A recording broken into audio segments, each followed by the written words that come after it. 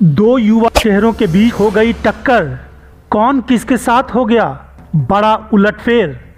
महाराष्ट्र चुनाव में एक एक सीट पर मुकाबला दमदार होता जा रहा है।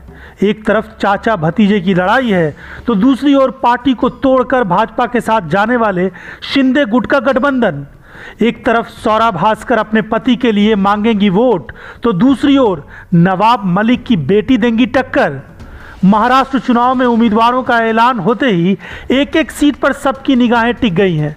अब मुंबई की एक ऐसी सीट जिसकी फाइट बड़ी हाईलाइट हो गई है। ये सीट है अणुशक्ति नगर विधानसभा। यहाँ मुकाबला रोचक हो गया है। चाचा शरद पवार और भतीजे अजीत पवार के अलग अलग गुटों ने उम्मीदवारों का ऐलान कर दिया है। एनसीपी के दो गुटों में बंट जाने के बाद भी ये सीट एनसीपी के ही कोटे में आई है।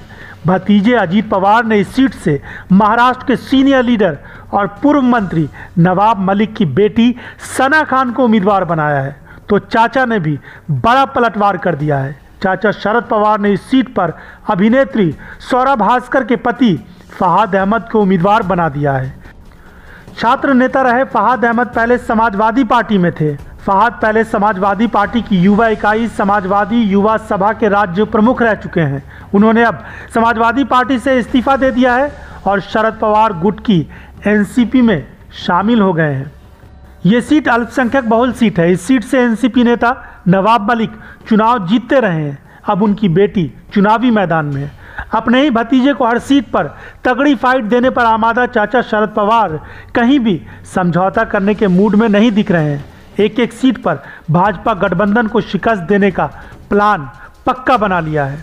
2019 में नवाब मलिक ने इस सीट पर शिवसेना के तुकाराम काते को तकरीबन 10,000 वोटों के अंतर से हराया था। 2014 में इसी सीट पर शिवसेना के तुकाराम काते ने एनसीपी के नवाब मलिक को महज 1000 वोटों के अंतर से हराया था। उससे पहले 2009 में नवाब मलिक ने तुकाराम काते को हराया था। अब इस सीट पर दो युवा मुस्लिम चेहरों की फाइट है। कौन किस पर भारी पड़ेगा, आप भी कमेंट करके अपनी राय दे सकते हैं।